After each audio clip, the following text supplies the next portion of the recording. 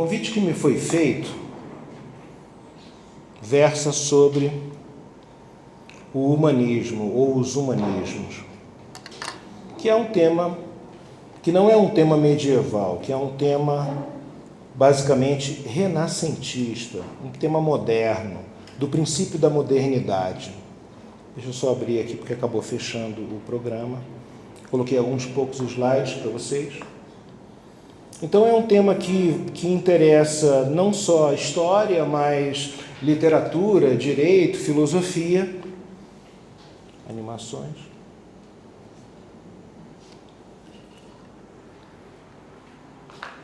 Isso. Eu trouxe também esse livro porque ainda estou lendo A Inveja dos Anjos, as escolas catedrais e os ideais sociais na Europa medieval, de 950 a 1200. É um grande livro, é um livro muito bem documentado e que desfaz uma série de mitos que ainda persistem na educação brasileira, basicamente por desconhecimento dos seus professores de história. Não só de história, mas também de filosofia. Ainda persiste no Brasil aquela lenda, aquela pecha de que esse período de 1000 anos, que compreende mais ou menos do século V ao século XV, há muita divergência no recorte cronológico do período medieval, que esse período teria sido um período de ignorância, de brutalidades excessivas, de estupidez, de todo tipo de infortúnio na história da humanidade. Essa lenda começou a ser forjada justamente no Renascimento, justamente entre os humanistas, e persistiu com maior ou menor intensidade na história do Ocidente até o início do século XX, ou melhor, até o final do século XIX, quando o romantismo europeu começou muito lentamente a recuperar a ideia de que foi um período como todos os outros.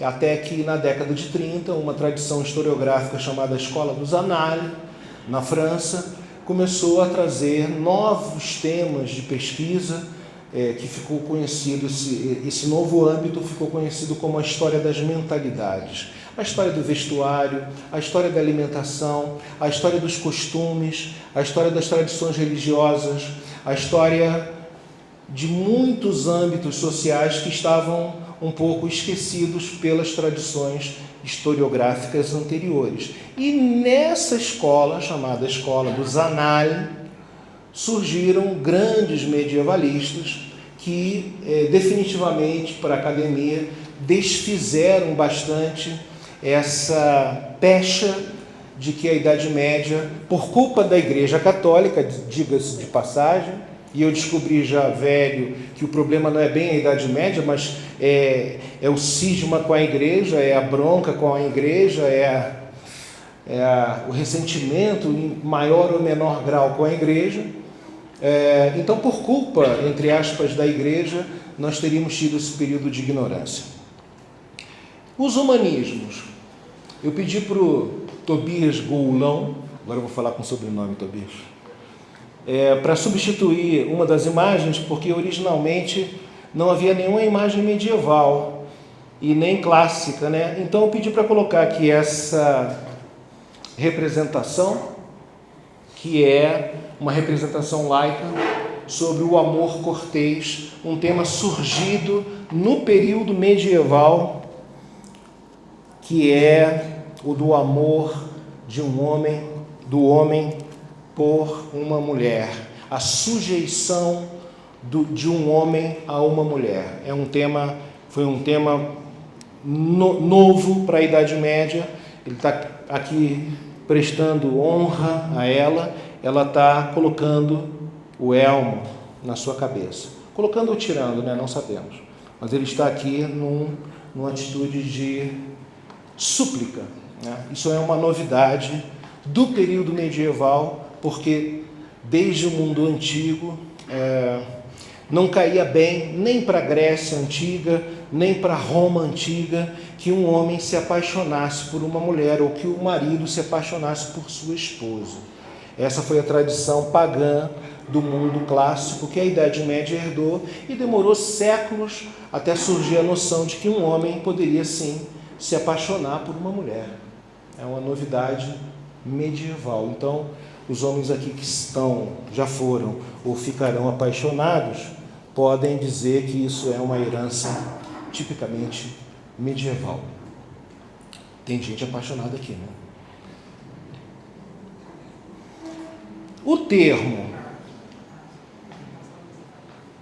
Fui procurar lá nos meus alfarrábios e descobri esse teólogo luterano e professor de filosofia, Nietama, em alemão, o ER tem som de A, né? Nietama, que escreveu uma obra chamada A Disputa entre o Filantropinismo, palavra sem tradução em português, e o humanismo na teoria educacional de nosso tempo.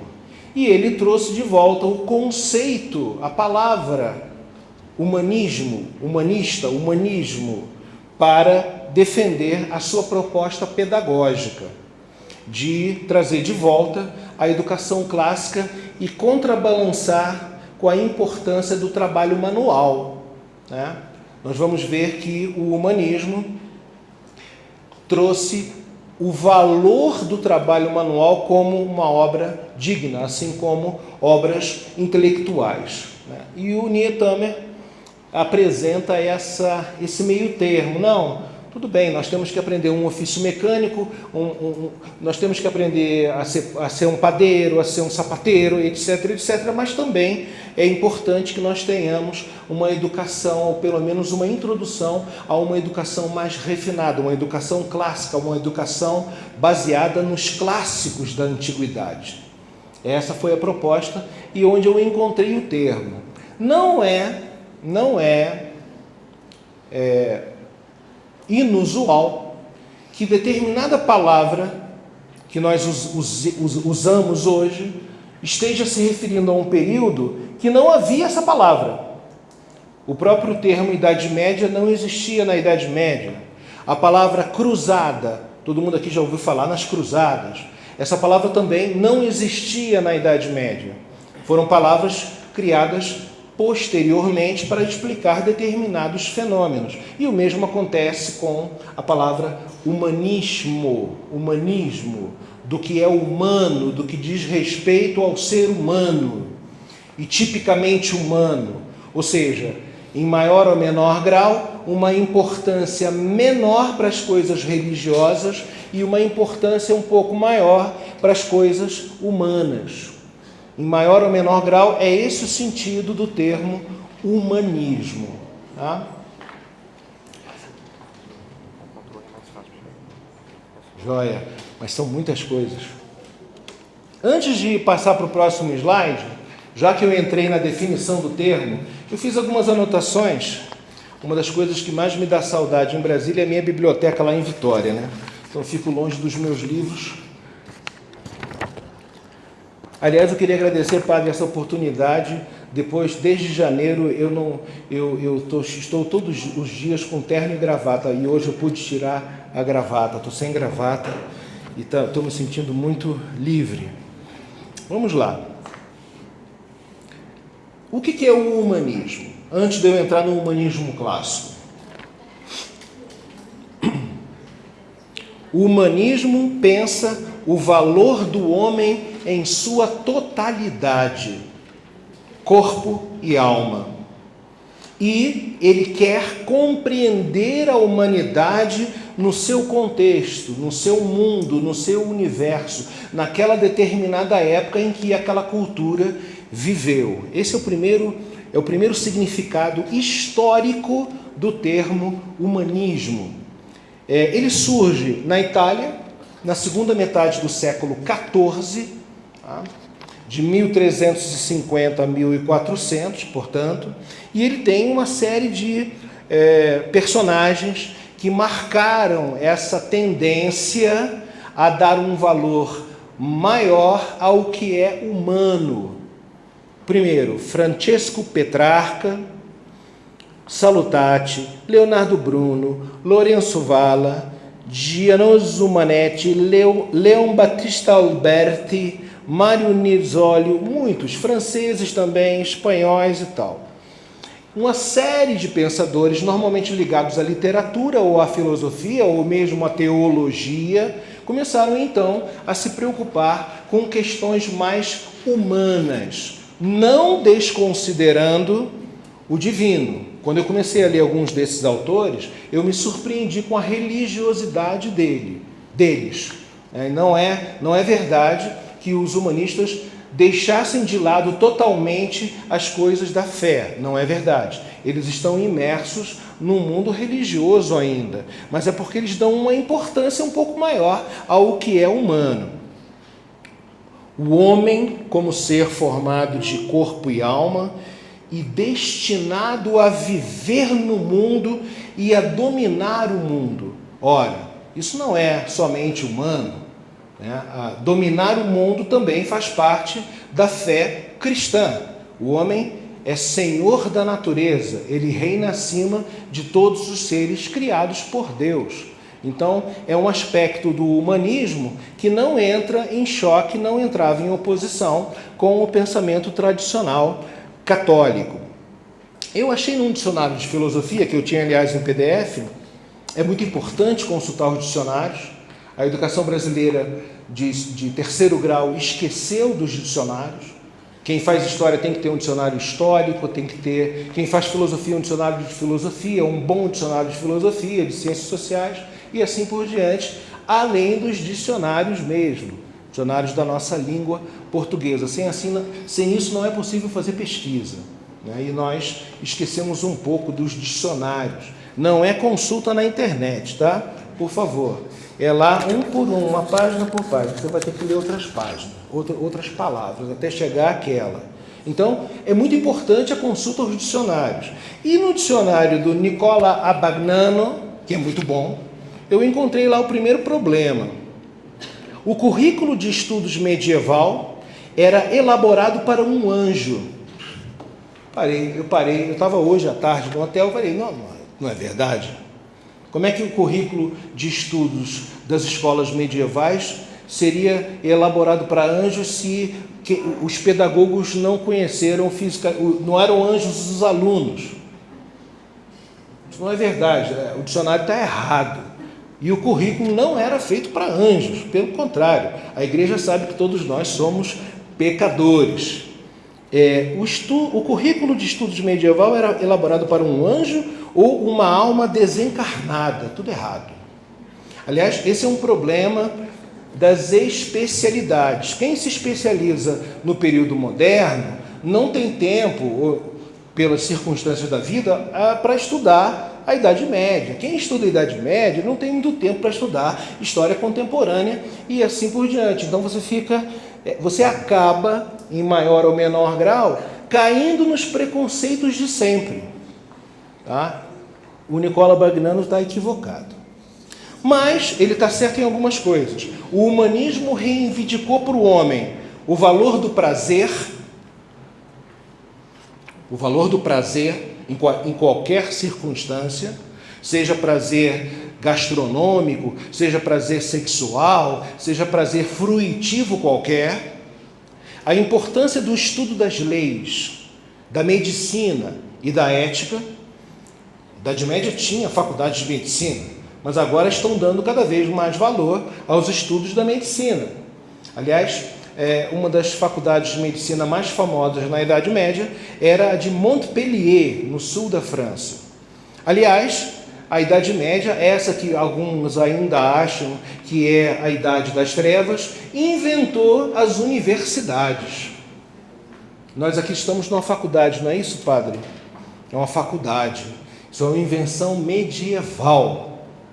Então, antes de falarem mal da Idade Média, muito respeito que nós estamos num ambiente medieval. Currículo escolar, para estudar. Para estudar. Falem, quem conhece aqui uma universidade medieval que ainda exista hoje? Não, padre não vale. Padre não vale. O padre está em suspenso. Por favor. Salamanca. Oxford. Sorbonne, tem vários, Coimbra, Cambridge, são todas universidades criadas na Idade Média. Minha filha está nesse momento em Salamanca, fazendo um semestre do curso de Direito, que ela queria melhorar o espanhol, e eu disse para ela, olha, a universidade mais prestigiosa da Espanha, que é considerado o melhor espanhol falado, está em Salamanca. Ela foi fundada há 800 anos atrás por Afonso o Sábio. Falei para ela, concorreu lá a uma vaga, e ganhou.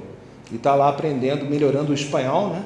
Na Universidade de Salamanca, que aliás se orienta, padre, na universidade, tem um portão renascentista, todo esculpido, e aí no primeiro dia de aula, o veterano, ao invés de levar para a vida mundana, para a bebedeira, para aquela rua com aqueles bares, ele leva a turma toda e fala, olha, aqui tem o caminho do bem, aí tem lá um estudante, lendo na biblioteca. E aqui, esculpido na entrada da universidade, tem o caminho do mal, que é um estudante fazendo o quê? Bebendo. No século XV. Então, os senhores, por favor, gostaria muito que os senhores fossem por esse caminho aqui. Se forem por esse aqui, reprovação logo no primeiro semestre. Negação da superioridade da vida contemplativa sobre a vida ativa. Isso é o humanismo. Vamos lá. Há dois caminhos na vida. A vida ativa, você trabalha em um ofício com as mãos, você é sorveteiro, padeiro, sapateiro, todos esses trabalhos manuais, que chamavam de artes manuais, é a vida ativa. E o outro caminho é a vida contemplativa, do estudo, da leitura, da reflexão. Desde a Grécia Antiga, os filósofos perguntavam, o que é melhor, a vida ativa ou a vida contemplativa? O que é melhor? Não tem nada a ver com dinheiro, tá? Não tem nada a ver com dinheiro. E aí a maior parte dos filósofos disse, é muito melhor a vida contemplativa. Você lê e fica pensando. Pensa, escreve, medita e pensa, reflete. É muito melhor que a vida ativa. Eu dei um exemplo disso há alguns anos na minha universidade. Por exemplo, o dono da cantina, seu Onofre, dono de uma cantina, vende coxinha de galinha, esfirra, essas coisas, né? Ele ganha muito bem. Tinha um carro importado com aquela roda enorme, né? Só que ele chegava lá, já aposentou, ele chegava às 4 horas da manhã para abrir lá a cantina, porque, como é que se fala no Brasil? O olho do dono engorda a porca. Você conhece essa? O olho do dono... Também. A porca e o porco. Engorda a porca, o porco e o boi. O olho do dono engorda a porca, tem que ficar tomando conta. Então, o seu Onofre vive a vida ativa. Ganhava muito mais do que eu, como professor universitário federal. Claro. É uma ilusão achar que o estudo vai dar necessariamente dinheiro. Pode até dar algum dinheiro, mas não é verdade que o estudo dê necessariamente dinheiro. E eu fui falar isso no programa de televisão lá em Vitória. Ele me puxou no dia seguinte. Falei, puxa, professor, pelo amor de Deus, você foi falar na televisão que eu ganho mais que o senhor, professor? Eu falei, não, Onofre, mas olha só, você ganha mesmo. Você não ganha? Não, eu sei, eu ganho, professor, mas não pode falar isso, porque eu sou professor federal. Vida contemplativa. Hoje eu estou aqui em Anápolis, amanhã eu volto para Brasília para trabalhar lá de terno e gravata, né? Amanhã ou depois me mandam de volta para a universidade, eu vou lá dar as minhas aulas de História da Arte. Então eu vivo uma vida mais livre, mas que ganho menos. que um cara que trabalha mesmo. Não, mas não é trabalho manual, gente, mas é trabalho mesmo, tá? Não é aquela coisa, é trabalho mesmo. O humanismo defendeu que a vida ativa era tão ou mais importante que a vida contemplativa. Porque ele começou a dar mais importância para as coisas do mundo e não para as coisas da religião. Pouco a pouco foi dando mais importância. Uma coisa boa do humanismo é que ele se preocupou com a filologia. Esse curso não existe no Brasil, até onde eu sei, padre, me corrija. A filologia é uma carreira universitária, você se torna filólogo. O filólogo estuda a evolução das línguas através do tempo, como as línguas foram mudando através dos séculos. Então, por exemplo, o português, no século XIX, você escrevia farmácia com PH. Agora você escreve farmácia com F. Né? Quem sabe escrever, né? Porque hoje em dia, quando eu entro na internet, eu morro de medo. Você virou VC. KD virou KD. É a quintessência da preguiça.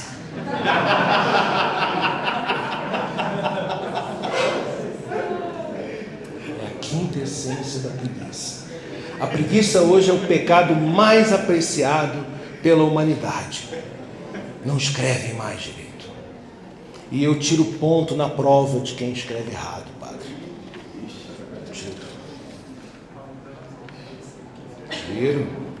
Posso dar um exemplo, padre? Na minha última prova, antes de ser chamado, prova de arte, eu coloquei lá uma escultura grega. E eu tinha falado em sala de aula que as primeiras esculturas gregas têm as mãos semi-cerradas. Não fecha tudo, né? Fica um pouquinho aberto só. Eles não conseguiam, não sabiam fazer. Só que esse semi-cerrado é com C. O aluno botou cerrado com S. E veio reclamar que eu dei 0. Eu falei, professor, olha aqui, tá. Aí eu falei, meu filho, o senhor falou que chegou um cara lá e cerrou a mão da estátua. Uma diferença de uma letra. Aí ele, tá errado, 0. Vai aprender a escrever. Perdão, Tobias. Perdão, Tobias. Aliás, eu fiquei com medo quando o Tobias saiu do carro hoje para me receber, que eu pensei que ele fosse um muçulmano. Eu falei, nossa, você sequestrado. Você sequestrado. Al Jazeera. Alguém me descobriu. Uma barba, né? Um rapaz. Aquele tariqueiro que o senhor conheceu lá. Pensei que fosse ser sequestrado. Iam pedir um dinheiro lá para o MEC. Porque na minha época o cristão, tradição greco-romana, né, faz a barba. A barba. Aliás, essa era uma diferença na Idade Média entre o bárbaro e o civilizado. O bárbaro... O bárbaro... Vejam, o nosso querido padre faz barba. Graças a Deus, padre.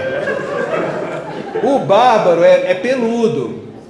Ele não bebe vinho, ele toma cerveja. Esses eram os bárbaros. O civilizado, o grego, o romano, raspava, né? Aliás, raspava tudo. Tudo. É verdade, é verdade. O nobre romano que ficava peladão, e aí vinha lá o escravo e raspava todos os pelos do corpo. O bárbaro não toma banho. O civilizado vai para a sauna, essas coisas. E um monte de diferenças, né? O bárbaro veste calça. O civilizado, túnica. E assim por diante. Então, o senhor me perdoe, Tobias, mas está na hora de cortar a barba.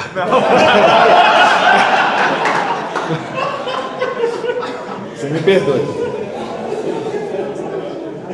Eu pensei que fosse Ahmed, né?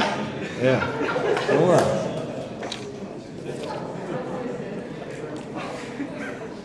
O humanismo se preocupa com a filologia, descobrir os textos originais da melhor maneira possível, como é que eles foram escritos, e também o contexto histórico. É uma coisa que me é muito especial no humanismo, é essa preocupação histórica, de explicar a antiguidade de acordo com os critérios da antiguidade, um pouco, né? E não trazer os nossos, e não levar os nossos parâmetros para lá. Explicar a Idade Média no contexto da Idade Média e não com os nossos valores lá. O humanismo se preocupava com isso. As letras clássicas, os clássicos. Platão, Aristóteles, Sêneca, Cícero, os clássicos. De preferência na língua original, né? Hoje em dia nós lemos as traduções, ficamos na dependência do tradutor. Mas esse primeiro sentido que foi o mais sensível para mim. Vamos ver lá, o orador, Aulo Metelo, está orando, né? Está fazendo discurso. Cidadãos! É a pose clássica do orador. Humanitas correspondia aos conceitos gregos de filantropia, palavra, nós temos essa palavra, o filantropo, filantropia. O filantropo é o que ama aquilo que nos torna seres humanos. E o que é que nos torna seres humanos? Alguém pode me perguntar. A nossa razão. O que nos aproxima dos animais é as nossas volúpias, a nossa sexualidade, por exemplo. O que nos afasta dos animais? O raciocínio. Então, amar o que nos torna humanos, para um filantropo, é amar a razão, a procura da razão. E a paideia, que é a educação total. Tornar-se uma pessoa polida, educada, que sabe se expressar, que sabe usar os melhores termos para aquelas determinadas ideias. Combinar filantropia e paideia combinados com qualidades do Código Romano não escrito. Gravidade. Olha, o que é uma pessoa grave? Uma pessoa grave é uma pessoa solene, que impõe respeito, que sabe o que diz. Uma pessoa grave. Não fala bobagem toda hora. Aliás, não fala bobagem. Firme. Uma pessoa firme. Ou, como diz no Brasil, uma pessoa que não é Maria vai com as outras. Ainda existe essa expressão? Maria vai com as outras. Essas expressões populares são interessantes. Magnanimidade. Uma pessoa magnânime, altiva, que causa um impacto, que se faz presente, que vive e dá valor à sua vida e se esforça da melhor maneira possível para fazer aquilo que ela aprendeu a fazer. Uma pessoa que se esforça, ela tem magnanimidade. Uma pessoa proba, que diz uma coisa e não muda, verdadeira. Apertei sua mão aqui, ó. Vamos combinar? Combinamos. Olhando no olho. Arranca o fio do bigode e corta na faca. Diziam que os romanos eram assim. E que os gregos não tinham muita palavra. Mas um romano, quando apertava a mão e olhava, é isso que está decidido. Uma pessoa proba. Uma pessoa que tem boa fé. O que é uma pessoa de boa fé? Que não fica maldando tudo o tempo todo. Desconfiado de tudo. O que você está querendo dizer com isso? O que ele está querendo? Vocês conhecem pessoas assim? Pessoa que fica fazendo fofoca. Hã? Eu, hein? Ainda olha assim de lado, né? Antigamente falava de soslaio. O que é? Rabo de olho. Uma pessoa proba, de boa fé, olha de frente, porque a verdade é reta. A verdade não é oblíqua. Não fica dando volta. Você fala a verdade, de modo simples e claro, aquilo que você demorou tanto para entender, que foi tão difícil de entender. Você se esforça para falar de modo claro. Isso é o mundo romano. O mundo ideal, claro, o Roma estava cheio de larápios, de safados, como todos os tempos. Mas isso era o que era ensinado, educado. Cícero, né? Disputas tusculanas. Humanitas, é a formação do orador ideal, a pessoa que sabe falar. Mas não é a pessoa que fala para te enrolar, como o Brasil desenvolveu nas últimas décadas, né? A pessoa que se fala, não diz nada, você fica assim, ele está me enrolando. Não, ali não.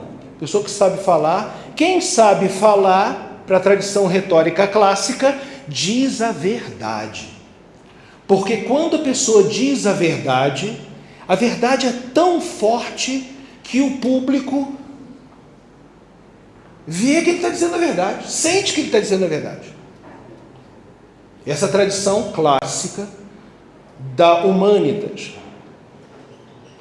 Pessoa educada para ter virtudes adequadas, tanto para a vida ativa do serviço público, quanto para uma vida contemplativa, que incluía as letras, a literatura, a poesia. Eu traduzi, alguns anos atrás, uma novela escrita em 1460, em catalão antigo, para o português.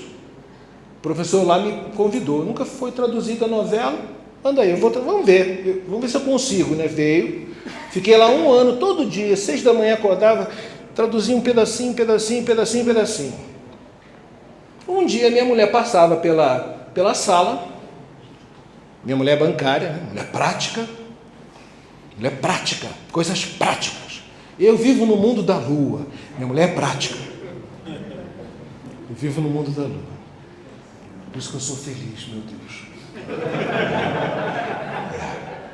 Ela passou e falou assim: por que você está tanto traduzindo isso?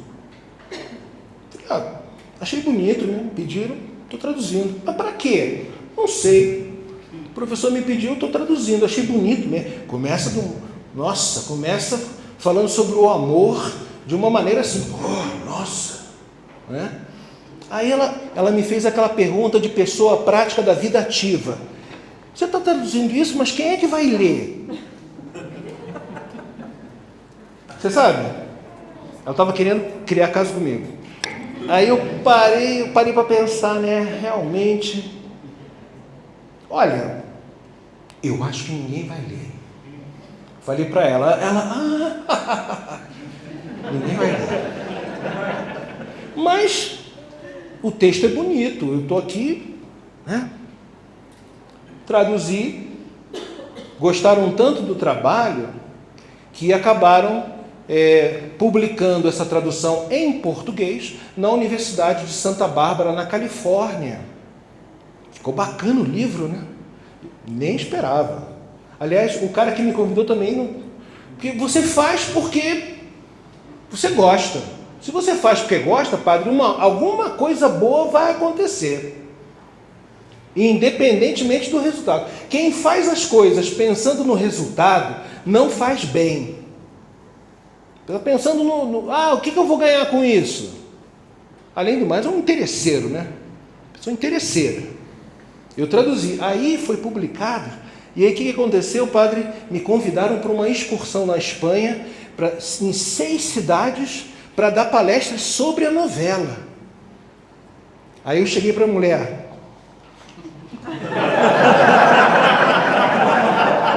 Cheguei para a mulher e falei assim: padre, você quer ir?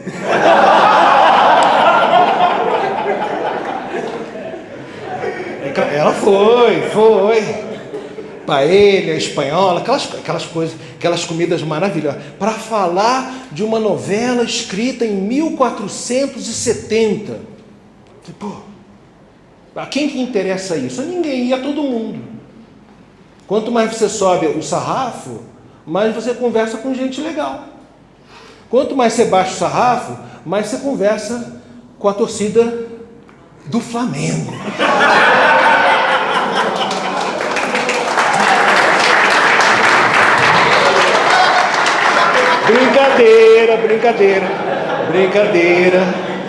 Brincadeira. Flamenguista é legal, vai ser campeão.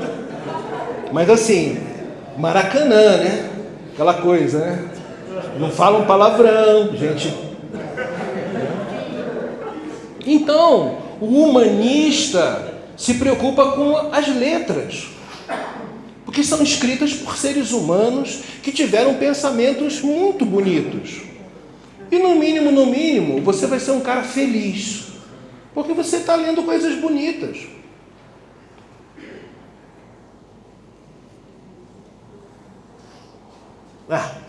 Vamos lá. Eu ia começar a fazer relação entre texto e imagem, como eu faço sempre nos meus trabalhos, relacionar textos de época com imagens de época, mas eu não consegui encontrar imagens, vestígios das escolas antigas. E aí eu resolvi colocar esse altar romano dedicado à deusa da paz, porque todo mundo quer viver em paz. Então os romanos tinham uma deusa chamada Pax. Erigiram essa construção, esse altar. Ele não tem teto, ele é furado em cima, né? Você sobe ali, ó, e aí a pessoa ia lá rezar para a deusa da paz. Vá em paz. Ide em paz.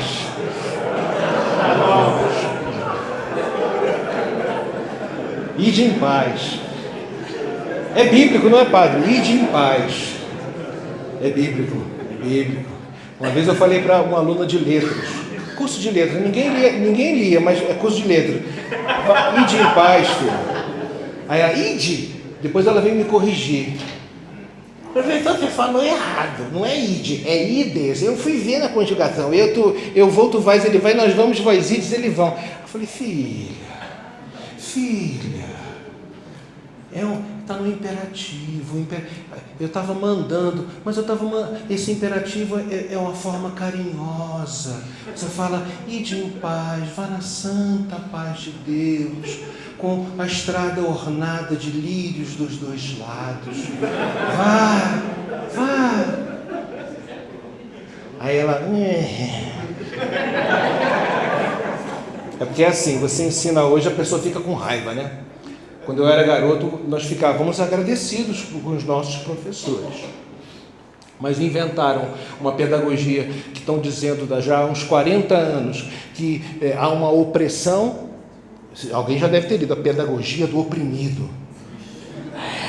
Está no título, ora. Se é pedagogia do oprimido é porque tem um opressor. Quem que é o opressor? Eu que oprimo. O menino infeliz. Você está com raiva, você está tendo que estudar. E eu estou lá obrigando você a não falar Flamengo. Não é Flamengo, filho, é Não, o contexto social, a comunidade fala Fra, então tá certo. Não, tá errado. Tá errado. Não tem opressão aí, é educação. Então, antigamente, você agradecia o professor, o cara te ensinava. Muito obrigado, professor. Agora eu fui falar ide em paz para a menina, quase que ela me matou. Todas as esculturas antigas, todas as construções, ou a maior parte das construções antigas, eram pintadas. Ficou assim, né? Desbotou. Chuva, tudo. Era tudo pintado. Inclusive os renascentistas achavam a arte medieval horrível, porque ela era toda pintada. Eles estavam vendo as esculturas lá de Apolo, Vênus de Milo, tudo sem pintura, mas é tudo pintado. Então eles falavam, Idade Média tem essa arte aí horrorosa, essas pinturas horríveis, amarelo com verde, com roxo, era tudo pintado. Ara Pacis Augustae. Para terminar a educação, o humanismo antigo, eu quero citar Aulo Gélio. Eu preparei muita coisa, eu ainda quero falar do livro, porque senão eu não vou vender nenhum exemplar e tem que pagar o editor. Então eu vou acelerar, padre. Aqueles que falaram latim e usaram corretamente a língua, não atribuíram à palavra humanitas o significado que se pensa que ela tem, a saber, o que os gregos chamam de filantropia, um tipo de espírito amigável, uma pessoa com espírito bom e de bom humor com os outros, sem distinção. Isso é um humanista, que tem humanidade. Trata todo mundo bem, do mesmo jeito. Não é porque é reitor, não é porque é trabalhador braçal. Você trata todo mundo do mesmo jeito. Mas eles deram a humanitas a força do grego paideia, ou seja, o que chamamos de eruditionem institutionalenque in bonus artes. Ai, engasguei, padre. Ou seja, educação e treino nas artes liberais. Aqueles que sinceramente desejam e buscam isso, olha lá, atenção, hein? Tem que ser de modo sincero. Se não for com sinceridade no coração, você não aprende. Não adianta. Aqueles que sinceramente desejam e buscam isso, são muito humanizados. Tem muita humanidade no coração. Pois o desejo de buscar esse tipo de conhecimento e o treinamento por ele concedido, foram concedidos apenas à humanidade, acima de todos os animais. E, por esse motivo, são denominados humanitas ou humanidade. Um bom espírito é um espírito que tem humanidade. Eu estou puxando aqui a sardinha para o termo original e não para a especificidade do termo renascentista. Vamos acelerar. No medieval, eu comecei a ler esse livro, gente, A Inveja dos Anjos. Excelente, excelente. Deem para os seus professores de história medieval, de filosofia medieval, de literatura medieval, de qualquer coisa medieval. Deem para ele. Professor, eu queria dar de presente para o senhor. Professor, vai estudar.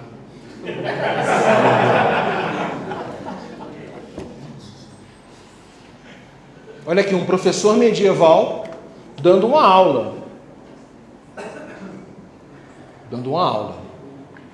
Com base no seu carisma, na sua personalidade, na verdade das palavras que ele diz, que estão em harmonia com a vida que ele leva.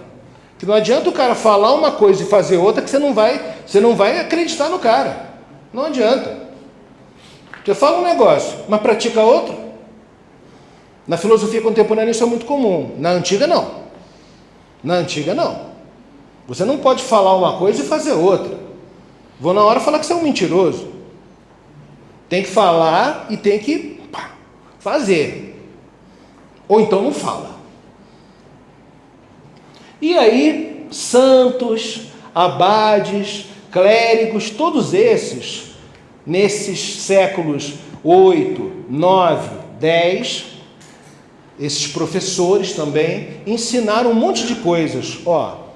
Afabilidade. Sabe, uma pessoa afável. Puxa, Diogo, tudo bem, cara? Como é que você está? Eu soube que você foi pai.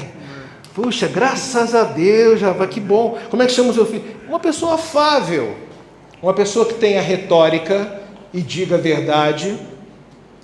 Uma pessoa que tenha decoro. Vocês sabem que é uma pessoa com decoro? Isso já é mais difícil, né? Nós estamos vivendo num mundo indecoroso. O que é uma pessoa com decoro, padre? Padre? Uma pessoa com decoro. Não sei.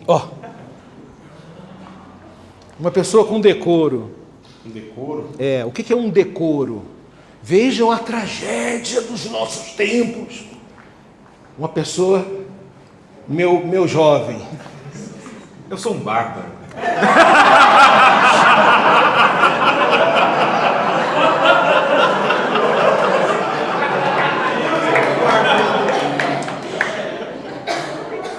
Alguém sabe o que é um decoro? Recatado no comportamento. Ó, atenção. Recatado no comportamento. Momento, para todo mundo te ouvir. Recatado no comportamento. Uma pessoa recatada no comportamento, uma pessoa que não se excede, uma pessoa com moderação, que caminha, que não precisa ficar correndo, que tem elegância, uma pessoa que não se excede, que tem vergonha, que tem pudor. Você fala uma bobagem, a pessoa fica com a cara vermelha sem vergonha. Não ficam mais, você tem que falar, fica com a cara vermelha sem vergonha. Uma pessoa com decoro, uma pessoa que tem uma vergonhazinha. Não é aquele cara de pau. Moderação. Pessoa moderada. Você vai tomar uma cerveja, você não vai beber até cair. Você vai beber para apreciar a cerveja. Ou vinho, né? Vinho. Porque cerveja é dos bárbaros. Vinho. Polidez, uma pessoa polida, uma pessoa educada, uma pessoa que responde, não responde grosseria com grosseria, responde com polidez, né? Responde com polidez, com educação. Não tem uma passagem lá da Bíblia, padre, me corrija, que o Pôncio Pilatos pergunta para Cristo, estão dizendo que você é rei dos judeus. Aí Cristo fala assim, você que está dizendo. Tu o dizes. Ele que disse, não fui eu, não disse nada. É verdade? Não. Você que está dizendo. Essa é boa, né? Devolveu a batata quente. Então, uma pessoa que não devolve grosseria com grosseria. Uma pessoa que tem polidez, probidade nos modos. Também é esse jeito polido, verdadeiro. Isso continua durante essa Idade Média e durante um tempo eles começam a querer formar funcionários públicos, como hoje. No século XI, as escolas preparam religiosos para trabalhar para um imperador, para trabalhar para um príncipe, para exercer funções burocráticas. Quem domina a burocracia domina boa parte da vida. Atenção, quando você nasce, alguém assina um papel que você nasceu. Quando você casa também. Para separar, então, tem um monte de papéis. Quando você morre, alguém vai assinar um papel que você morreu. A vida é, em boa parte, a vida de papéis. Vida de orelha, de papo de botequim, não vale nada. Não vale nada. Então, a igreja logo percebeu que você tem que dominar as letras, tem que saber ler, tem que saber escrever, tem que entender o que você lê. Não pode falar qualquer bobagem, tem que saber se expressar corretamente. Eu ouso dizer que eu fiquei uns meses no MEC, ouso dizer, graças à minha gramática, porque eu fui educado nas escolas tradicionais. Tive, quando criança, em escolas católicas, em escolas protestantes, né? A freira lá ficava a manhã inteira, eu vou, tu vais. Era, de batinho em tudo, de bate tudo. Então assim, aprendi, eu sei escrever. Ainda erro, normal, mas dicionário, minha avó chamava de pai dos burros. Ainda fala ou não, né? Isso, não pode falar mais nada, é um mimimi danado. Eu esqueci, é um mimimi danado, tudo traumatiza. Não pode mais corrigir com caneta vermelha, que traumatiza a criança. Eu já ouvi isso.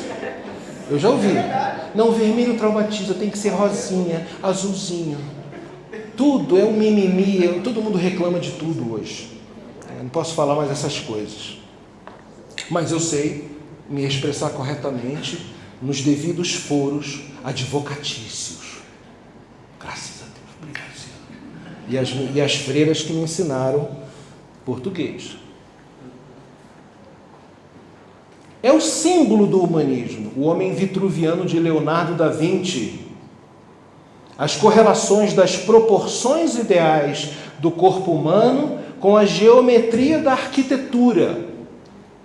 Ele faz uma relação entre o corpo humano e as medidas ideais da arquitetura. Então não pode ter um teto baixo demais, tem que ter uma certa dimensão para você não se sentir numa prisão, né? E tem essas formas humanas perfeitas. E esse é o símbolo do humanismo, mas isso não é invenção dos humanistas, não. Isso não é invenção dos humanistas. Já na Idade Média, uma monja, Hildegarda de Bingen, teve visões, escreveu sobre música, sobre botânica, sobre poesia, escreveu sobre tudo. E ela teve lá uma visão, ela está aqui tendo uma visão, ó. E ela está escrevendo, mas na verdade ela não sabia escrever, ela ditava para uma secretária escrever. E ela teve uma visão desse homem, cercado por todos os lados pela natureza, pelos ventos, pelo sol, por tudo, que é uma antecessora do homem vitruviano. Hildegarda de Bingen. Deixa eu mostrar aqui o detalhe do homem vitruviano. Como você pediu, não. Alguém mexeu e ficou. Peraí. Dá para ver melhor agora. Tudo bem, ele não está com órgão sexual. Já era pedir demais para uma monja, né? Para colocar. É um pouco excessivo no século XII. No 21 tudo bem, né? Acontece. Mas no 12 não.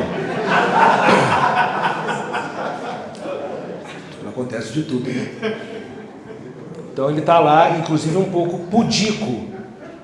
Pudico, essa palavra é boa, pudico, um pouco envergonhado. Que é uma postura clássica. Há muitas estátuas de Vênus, da Vênus pudica, que ela está assim, ela não está exibida, ela está um pouco curvadinha, está pelada, tudo bem, mas tentando, parecendo que vai se esconder. São as Vênus pudicas. Então ela fica até um pouco curvada assim, ó, fecha a perna, mas está pelada. Entendeu? É uma forma elegante de se portar com essa vergonhazinha, né? Você está aí sentado direito, você não está com a perna lá, a outra aqui, né? Tá? Perna cruzada. Isso demorou séculos. Aliás, graças à igreja, em boa parte a igreja católica, que disciplinou o controle corporal. Então você tem lá a bailarina, o balé clássico, aquela perfeição, ela está fazendo um movimento que exige uma musculatura muito pesada, mas parece que está leve igual uma pluma, de um lado. E do outro lado, o bárbaro. Entregue à devassidão da noite, já totalmente embriagado, quase inerte. Comendo porco não. Então, é essa pudicícia. Para terminar, gente, antes de falar do meu livro, eu queria convidá-los a visitar o meu site, ricardocosta.com. ricardocosta.com. Vocês vão ver aqui várias coisas disponíveis, tudo disponível, né? O meu site é minha carta de alforria contra os professores federais que gostam de infernizar quem trabalha, que ama trabalhar.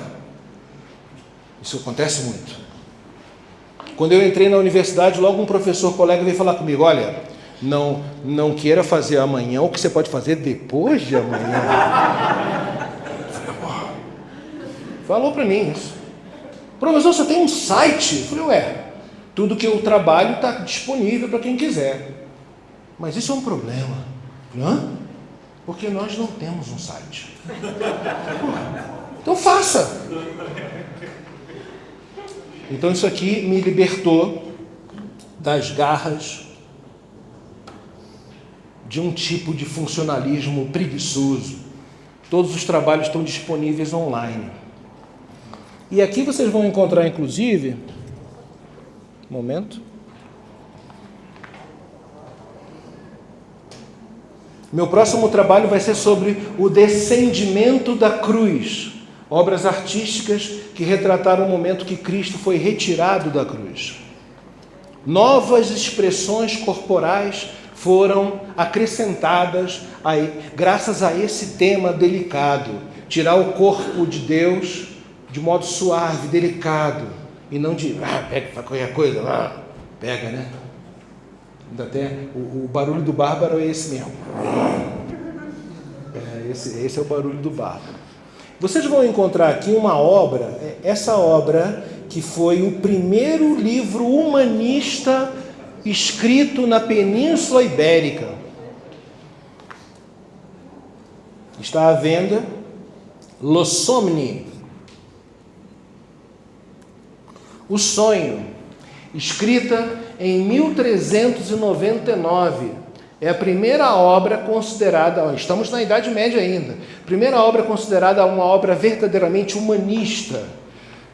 Um escritor é preso porque o seu protetor, o rei, morre e ele é condenado à morte, e lá na prisão ele sonha com o rei que morreu, e o rei conta para ele como é que é o inferno, como é que é o purgatório, como é que é o paraíso. Isso é uma imitação de uma obra do século V, de Boécio, chamada A Consolação da Filosofia. Boécio, um pensador, também foi condenado à morte, injustamente, e foi torturado barbaramente pela dinastia ostrogoda, bárbara. Ele se converteram, né? Mas você sabe que você se converte, mas ainda leva um tempo para cair a ficha. Leva um tempo. Ide em paz, está na hora. Boa noite, desculpa. Não falou nada. Desculpa. Publicado na Espanha, à venda, é uma obra linda chamada O Sonho. Tá bom? E eu quero engatar, porque já começaram a ir embora, né? Então eu quero engatar, já está na hora. Visões da Idade Média, meu 25º livro, é uma coletânea de trabalhos publicados no Brasil e no exterior, com 3 trabalhos inéditos. Tem que ter uma coisa inédita, né? Não pode repetir. Um trabalho escrito a 4 mãos com o doutor Milton Gonçalves Vasconcelos, doutor piauiense, especialista na Inquisição. A editora me convidou para escrever sobre a Inquisição e eu nunca tinha escrito nada, porque é um tema, na verdade, muito mais moderno do que medieval, embora tenha sido criado na Idade Média, era um outro tipo de tribunal, com diferenças. Eu nunca tinha pesquisado. Aí o editor, não, publica, escreve aí, vai dar ibope. Falei, bom, vamos lá. Aí convidei o Milton e escolhemos 3 quadros que representam processos inquisitoriais. De Pedro Berruguete, de Goya, Francisco de Goya, e de Nicolas Robert Fleury. Esse é um trabalho inédito. Deu trabalho, tá? Deu trabalho. Eu já sei que vão falar mal, então eu tinha que caprichar. O outro é um trabalho sobre os camponeses na Idade Média, em obras de um artista chamado Benedetto Antelami, como ele representou os camponeses medievais, que a maior parte da população era camponesa. E o terceiro trabalho inédito,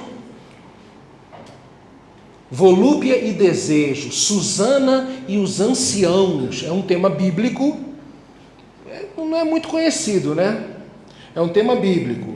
A Susana é uma esposa judia lá na Babilônia, rica, casada com um milionário, ela vivia passeando nos jardins, aí, bonita, né? Tem que ser bonita, muito bonita, aí ela tomava banho com óleos, com azeites e tal. Aí um dia 2 juízes ficaram lá espiando, olhando a Susana tomar banho, e aí ficaram com desejo na Susana.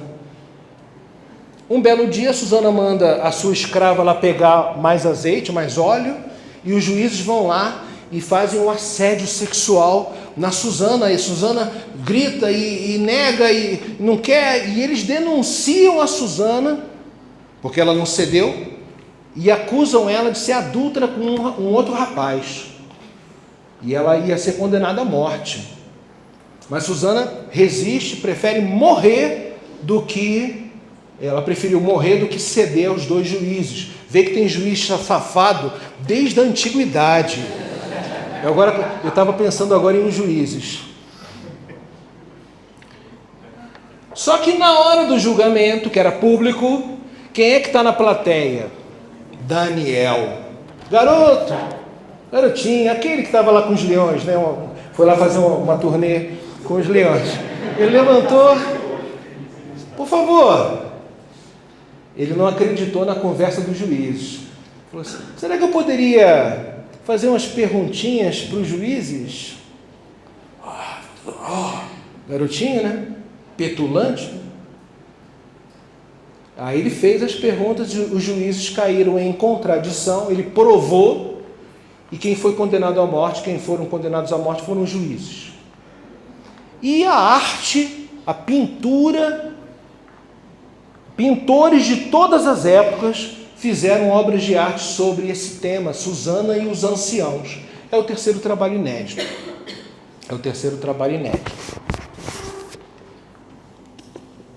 O livro está dividido em 4 partes: da minha vida no mundo da lua, história, 3 trabalhos, literatura, 3 trabalhos, filosofia, 3 trabalhos. Tem um artigo sobre o inferno, padre. Uau! Inferno! Esse tema da Ibope também. Com obras de arte, né? Porque, aliás, o livro ficou um pouquinho mais caro porque tem um encarte só com imagens coloridas das obras que eu cito nos textos. Então tem lá também o inferno. Jesus fala que vai haver choro e ranger de dentes. Enquanto no inferno tem gente fazendo... Como é que chama hoje esse negócio? Você dorme e fica... Bruxismo. É bruxismo? Eu estou com bruxismo. Enquanto está lá no inferno,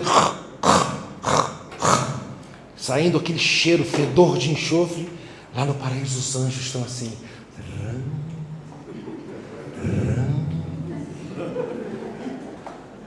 É verdade, há uma dicotomia.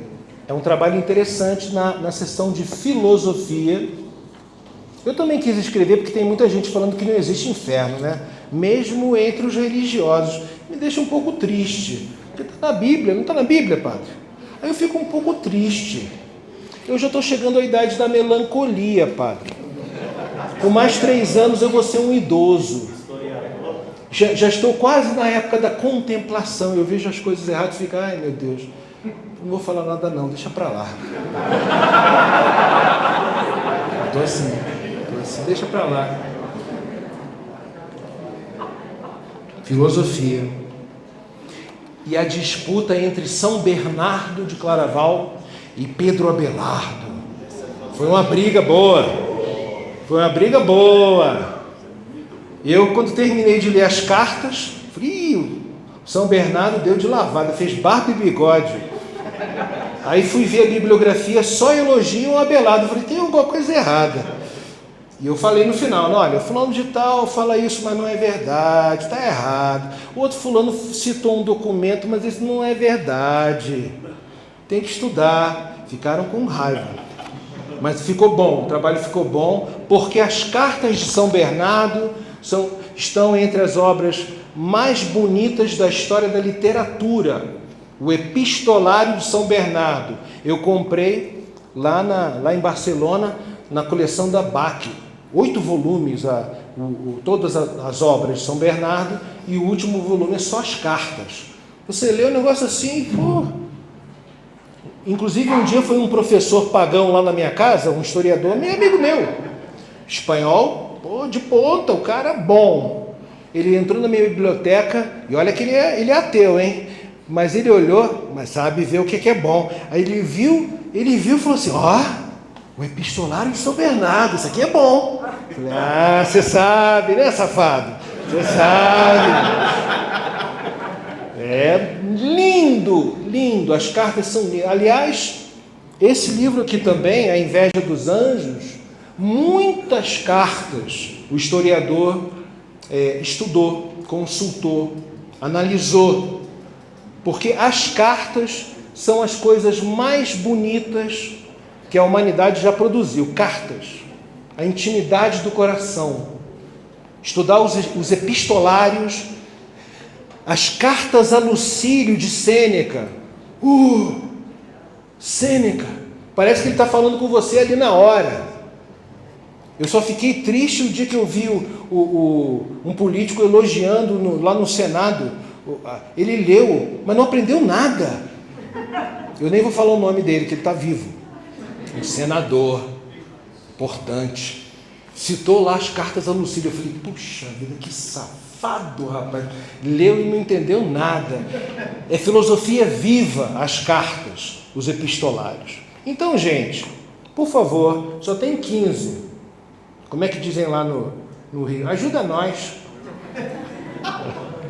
Gente, muito obrigado. Fiquem com Deus.